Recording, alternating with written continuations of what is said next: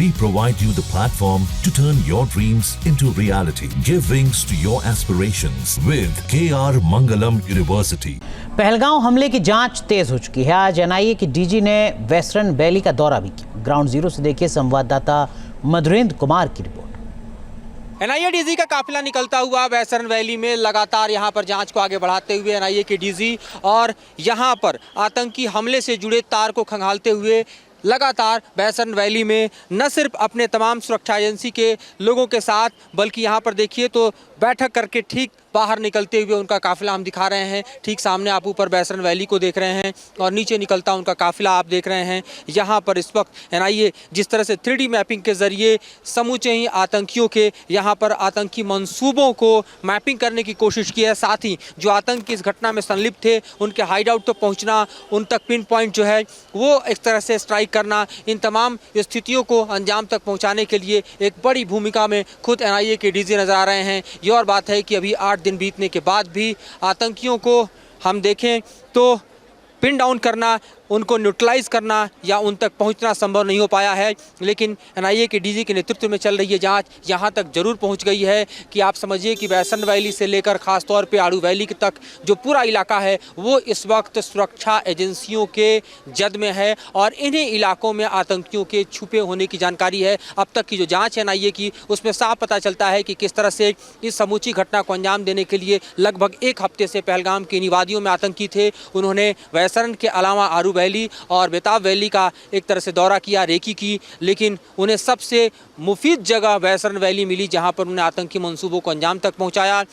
Pakistani handlers जो हैं वो किस तरह से हेल्प कर रहे थे, ओजीडब्ल्यू का क्या कनेक्शन था, उसके अलावा सेटेलाइट फ़ोन और इसके अलावा चीनी ऐप का इस्तेमाल जो है वो भी समूचे घटनाक्रम में किया गया। यहाँ तक एनआईए अपनी जांच में पहुँच चुकी है। सवाल इस बात को लेकर हैं कि यहाँ पर होम ग्राउंड में जिन ओजीडब्ल्यू ने मदद की है वो भी इस वक्त देखें तो सुरक्षा बलों के गिरफ्त में हैं। उन तक भी एक तरह से हम देखें तो पहुँचना न सिर्फ अब इस वक्त चुनौती से कमतर है बल्कि जो अब तक की जांच हुई है, अब तक जो पूछताछ हुआ है उससे तकरीबन तय हो चुका है कि इस जांच की कड़ियां अब जुड़ती नज़र आ रही हैं और वो समय दूर नहीं जब इस आतंक का समूचा मॉड्यूल देश के सामने होगा कि किस तरह से पाकिस्तान ने इस आतंकी घटना को अंजाम देने के लिए घाटी में ओजीडब्ल्यू का सहारा लिया, साथ ही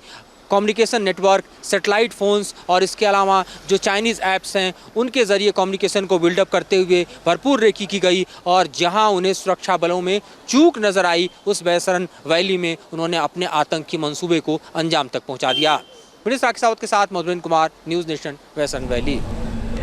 एनआईए जांच में खुलासा हुआ है कि आतंकियों ने अपने आकाओं से संपर्क के लिए चीनी ऐप का इस्तेमाल किया था। ज़्यादा जानकारी दे रहे हैं संवाददाता मधुरेंद्र कुमार।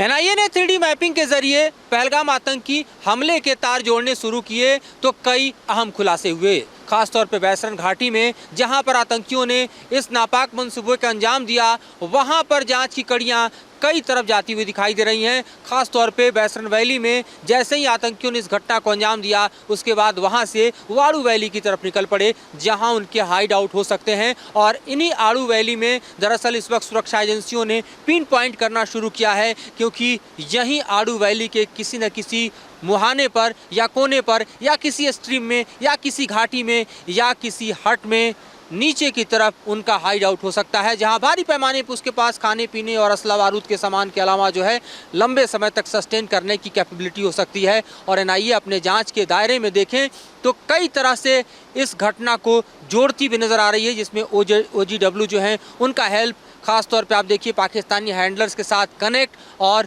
लोकल सपोर्ट जैसे मामले सामने हैं जिसको यहाँ पर एनआईए अपने जांच के दौरान हम देखें तो सबके सामने लाती हुई दिखाई दे रही है। राकेश सावत के साथ Madhurendra Kumar, news nation. News nation अब व्हाट्सएप पर खबरों की ताज़ा अपडेट के लिए न्यूज़ नेशन के इस QR कोड को स्कैन करें।